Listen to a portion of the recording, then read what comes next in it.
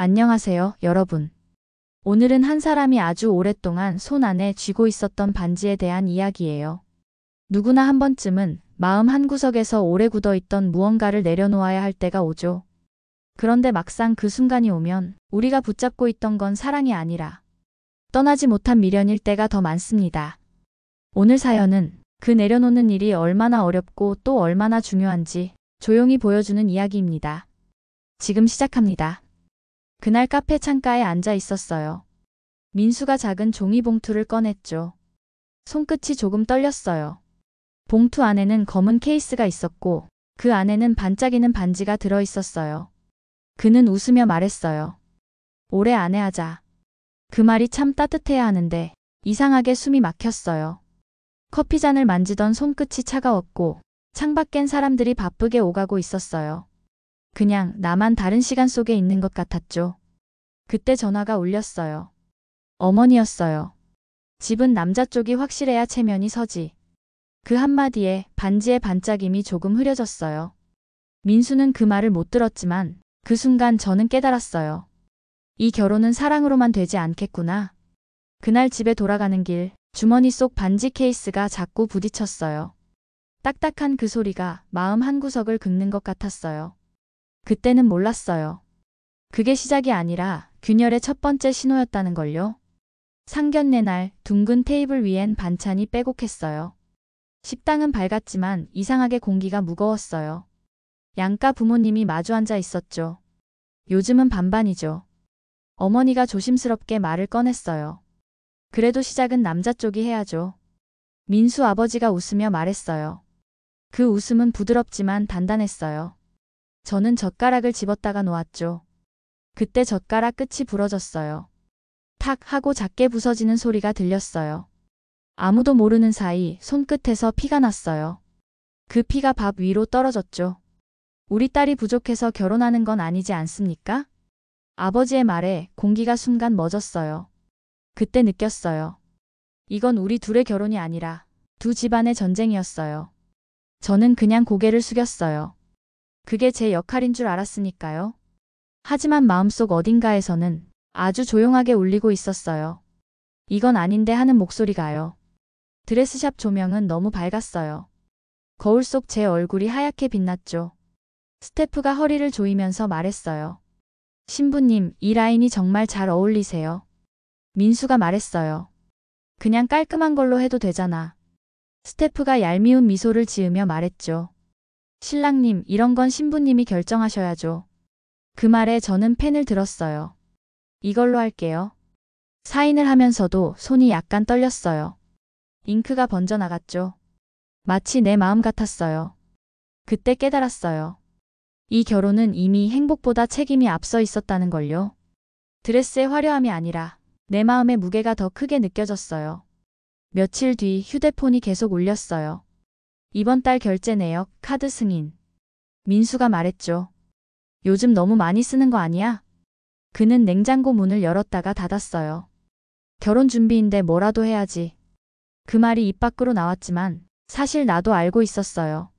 이건 단순한 소비가 아니라 불안을 메우는 일이었죠. 컵이 떨어져 깨졌어요. 물방울이 사방으로 튀었어요. 민수가 조각을 주워 담으면서 말했죠. 조심 좀 하지. 그 말이 평소보다 차갑게 들렸어요. 그때 생각했어요. 이렇게 작은 금이 결국 우리를 부술 수도 있겠구나. 괜히 눈물이 날 것 같았지만 꾹 참았어요. 괜찮은 척, 그게 내 버릇이었거든요. 비 오는 날 카페에서 그를 기다렸어요. 유리창을 타고 물방울이 천천히 흘러내렸어요. 그가 들어오자마자 나는 말했죠. 결혼 준비비 때문에 대출 좀 받았어. 그는 놀란 눈으로 나를 봤어요. 얼마나? 2천. 잠시 정적이 흘렀어요. 커피 스푼이 컵을 두드리는 소리만 들렸죠. 같이 갚으면 되지. 그렇게 말했지만 속은 시끄러웠어요. 그는 아무 말도 하지 않았어요. 대답 대신 커피잔을 돌렸어요. 그때 알았어요. 우린 같은 방향을 보는 줄 알았는데 사실은 다른 길 위에 있었던 거예요. 민수네 식탁 위엔 밥 대신 계약서가 있었어요. 공동명의로 하자. 내가 말했죠. 민수 어머니가 젓가락을 내려놓았어요. 그건 좀 그렇지 않니? 우리도 돈을 보태는데? 그때 민수가 말했죠. 잠깐만, 이건 부모님이 반대하실 수도 있어. 그 말에 마음속이 싸늘해졌어요. 왜 나는 항상 부족한 쪽이야? 내가 말하자 물잔이 넘어졌어요. 식탁 위로 물이 번졌죠. 아무도 닦지 않았어요. 그 물이 천천히 말라갔어요. 그게 우리 관계 같았어요. 조용히 스며들다 아무 흔적 없이 사라지는. 며칠 후 어머니가 국을 데웠어요. 결혼은 여자가 참아야 유지가 돼. 그 말이 너무 익숙했어요. 얼마나 더 참아야 돼? 그게 여자 팔자야. 그 말을 듣고 숟가락을 내려놨어요. 그릇에 금이 갔어요. 김이 그 위로 올라왔다가 사라졌어요.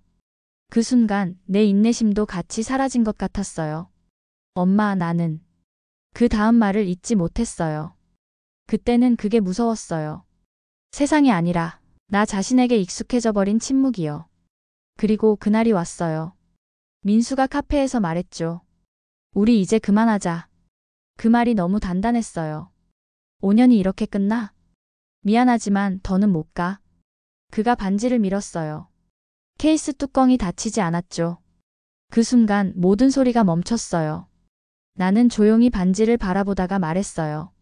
그래, 현실적으로 해. 그는 가방을 메고 나갔어요. 의자가 바닥을 긁는 소리가 한참 동안 귀에 남았어요. 그때 알았어요.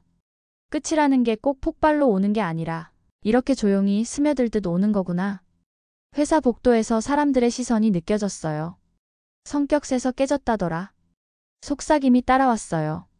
괜찮지? 상사가 묻자 웃으며 대답했어요. 괜찮아요. 그 말이 입 밖으로 나오는 순간 내 심장이 쿵하고 떨어졌어요. 괜찮다는 말은 거짓이었어요. 하지만 그 거짓이 나를 지켜줬어요. 유리창에 비친 제 모습이 낯설었어요. 피곤한 얼굴, 메마른 눈빛. 그게 현실의 나였어요.